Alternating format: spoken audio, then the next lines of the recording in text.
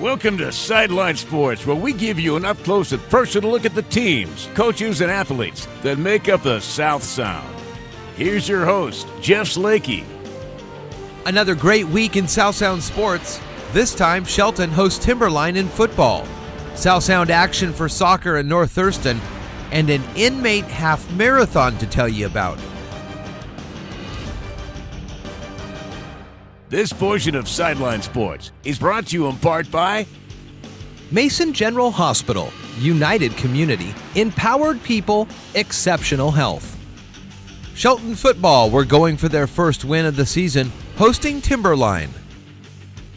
It was a South Sound Conference battle Friday night with Shelton hosting Timberline at High Climber Stadium. Timberline jumped out to a quick start, leading 21-0 after the first quarter. Timberline quarterback Hunter Campo scored on back-to-back touchdown runs in the second quarter on their way to a 42-0 halftime lead. Tough defense and wet field conditions kept the game scoreless in the second half as Timberline won by a final score of 42-0. Timberline quarterback Hunter Campo finished with 3 rushing touchdowns and a touchdown pass. The win moves Timberline into a second-place tie in conference with Capital and Yelm. The Blazers host Capital in a big South Sound Conference matchup Friday night. I'm Sean Wells for iFIBER 1 Sports.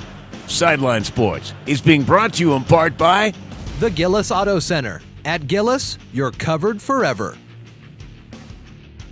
It was a back-and-forth thriller between North Thurston and Timberline in soccer. It was a South Sound Conference matchup Tuesday night between Timberline and North Thurston. The Rams got on the board first, scoring 12 minutes into the first half. Timberline would respond just 2 minutes later to level the match at 1-1. The game would stay tied heading into halftime. Timberline would go on to outscore North Thurston 2-1 in the second half on their way to a 3-2 victory. The win moves Timberline into second place in the league standings with a 5-1 conference record. North Thurston drop into a tie for fourth place with a 4-3 league record. I'm Sean Wells for iFIBER 1 Sport. Sideline Sports is being brought to you in part by Clippers were looking to make some noise in conference play, hosting Highline. Running with a purpose. That's what 40 inmates at the Washington Correction Center just outside of Shelton set out to do Sunday morning.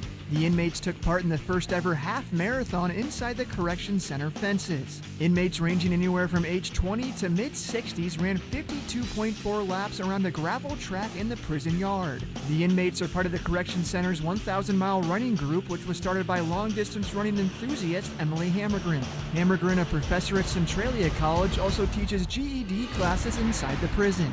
She started the 1,000-mile running group to give inmates a healthy way to relieve stress, get in shape, and to set and reach goals. Once you reach a goal that at one point in your life you thought you never could, whether it's running 1 mile or running a marathon, you're changed forever after you've reached that goal. 37-year-old Benicio Reyes joined the 1,000-mile running group without any long-distance running experience. Reyes said he trained for more than a year for the big race and plans to continue running long distances once he's released from prison. For my first time, I barely ran 2 laps and I couldn't breathe anymore. Now I believe that I can go more if I have to. Release stress, anxiety, be healthy for your body. So it's absolutely something that I'm going to keep going. Even if I get out, I'm going to keep going. 23-year-old Gustavo Allen placed first in the half marathon, running the 13.1 miles in 1 hour and 26 minutes. Allen says he loves the high-intensity race-like energy the half marathon provides. Yeah, it's awesome. It's really cool. Most people, I think, they like it because exercise, and then it's competitive sport. You want to do better than you would do at the regular yard, and everyone else, kind of pushing you to go a little bit faster. So.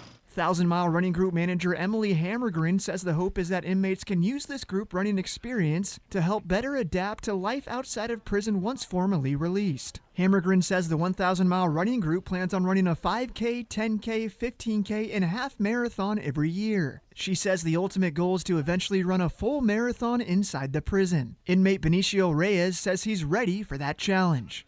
I'm excited for the marathon. I've never done it before. I heard that it's really hard, but I want to try it. I'm Sean Wells for iFIBER 1 Sports.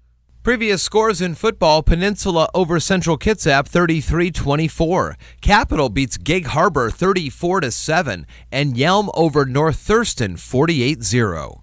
In girls soccer, Central Kitsap 2, Shelton 0, Capital over Yelm 4-1, and Gig Harbor blanks Peninsula 3-0. In volleyball, North Mason over Olympic 3-2, North Kitsap over Kingston 3-0, and Squim over Bremerton 3-0. Our game of the week is Timberline football hosting Capital. This South Sound Conference battle features two teams that are tied for second place in the league standings with 3-1 records. The Blazers are coming off an impressive 42-0 shutout victory over Shelton. Capital last took care of Gig Harbor at home, winning 34-7. The game kicks off Friday night at 7 from South Sound Stadium in Lacey. Upcoming games in football: Shelton at Peninsula, North Mason at North Kitsap, and North Thurston at Central Kitsap. In girls soccer, North Thurston versus Peninsula, Capital versus Timberline, and Shelton versus Yelm. In volleyball, Shelton at Peninsula, Timberline versus Gig Harbor, and Capital versus Central Kitsap. This has been another presentation of Sideline Sports. I'm Jeff Slakey.